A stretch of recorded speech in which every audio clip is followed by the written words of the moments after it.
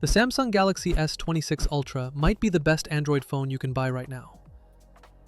I still took mine back to the store. Everyone is calling this a flagship killer, a camera monster, the phone to beat in 2026. But 3 weeks of daily use, that's when the real story shows up.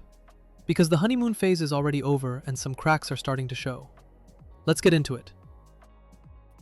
I wanted to love this phone, I really did. Samsung's marketing machine went into overdrive for this launch. Galaxy AI, this camera revolutionizes that. And on paper, the S26 Ultra is an absolute beast. Snapdragon 8 Elite Gen 5, 200 megapixel sensor, that gorgeous 6.9-inch dynamic AMOLED 2X display. But if you're about to go into a store and pay $1,300 on this phone, you deserve to know the full story. Not the marketing story, the real one. Because there are problems with this device that Samsung isn't talking about. And honestly, they should be.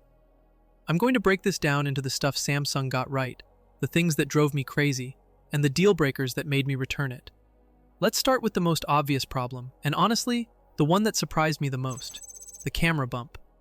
Samsung's camera island has been growing for years, but on the S26 Ultra, it's reached a point where it's ruining the phone.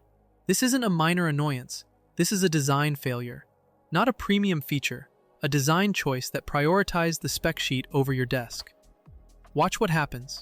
You put the phone down on your desk to respond to a message, maybe use the S Pen, and the phone rocks back and forth like a seesaw. Every single tap, every single time, it wobbles. And before you say, just get a case, I bought 5. 5 different cases. None of them fix it unless you're willing to slap an OtterBox brick on this thing that doubles the thickness. I literally stuck a rubber door stopper on the back of a $1,300 phone to make it lie flat. Think about that for a second. Is this actually a design choice? Or is it a case of Samsung prioritizing the camera spec war over basic usability? Because that's what it feels like. The camera rings sit on top of an already massive bump, making it worse than any Ultra before it. Other flagships, the iPhone 17 Pro, the Pixel 10 Pro, they lie flat. Samsung doesn't, and that's the difference between a phone you set down without thinking and one you have to babysit on every table you own. The camera wobble is annoying, but the next problem is the one that really got under my skin, which was the privacy display. Samsung's big selling point this year. One tap in settings and half the pixels are disabled, cutting the viewing angle so nobody sitting next to you can see your screen. It's an impressive hardware feat. Narrow pixels that restrict what people can see from the side. Cool concept, right? Turn privacy mode off, which is most of the time, and there's a real, documented eye strain problem on this display. Reports of headaches, fuzzy text, and nausea have piled up across Reddit and tech outlets since launch.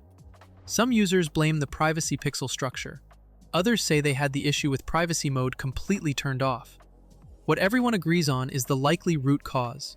Samsung's using a lower frequency dimming method than competitors like Honor, which means more people are sensitive to it. Whatever's causing it, the result is the same. A flagship AMOLED display that's making people's eyes tired in a way last year's S25 Ultra didn't. I felt it myself. Reading, scrolling, watching videos. After an hour, my eyes felt tired in a way they don't on my S25 Plus. So think about what you're actually paying for here. You're buying the headline feature, the privacy screen. But the trade-off shows up whether you ever turn that feature on or not. Samsung sells you the upgrade and quietly hands you the downside for free. Quick break. If you're finding this breakdown useful, hit that like button. It helps the channel reach more people who need to hear the real story before they drop $1,300. Subscribe to Tech Weekly and send a hype because I've got a full S26 Ultra versus Pixel 10 Pro comparison coming that's going to make Samsung very uncomfortable. Alright, let's talk about the elephant in the room, or rather, the elephant in your hand. The S26 Ultra is a hair too big, and I'm not someone with small hands. I've used large phones for years, but we've reached a point where this phone is bordering on unusable for one-handed operation.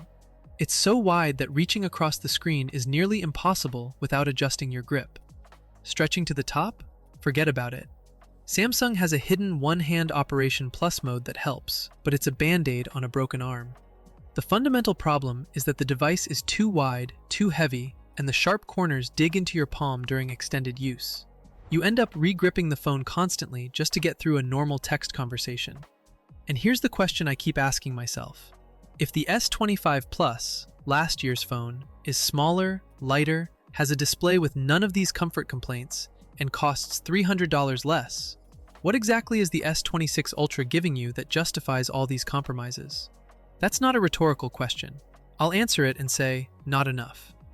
Now let's talk about a pattern Samsung has repeated for years. Promise to close the charging gap, then fall short again. But first, the software. The hardware is excellent. The Snapdragon 8 Elite Gen 5 is a genuine beast of a chip. Yet the phone stutters switching apps, occasionally crashes, and sometimes just feels sluggish for no reason. Reddit threads are filling up with users reporting the same thing on a phone that shouldn't have to fight its own software to feel fast. Then there's charging. Every year, Samsung teases the idea that this is the year they finally catch up.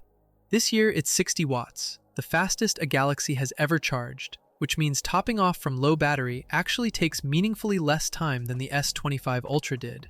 Credit where it's due, that's real progress. But zoom out, and the promise Samsung keeps making is the same one it keeps not delivering on. Xiaomi and OnePlus are already at 100, even 120 watts with silicon carbon battery tech, which means their phones go from empty to full in the time it takes you to finish breakfast, while the S26 Ultra is still sitting on the charger. Samsung improved. They still didn't close the gap. At some point, catching up to yourself isn't the same as catching up to the competition. Okay, I need to be fair here, because this phone does some things incredibly well. The camera is absolutely phenomenal. That 200 megapixel sensor takes photos that rival dedicated cameras.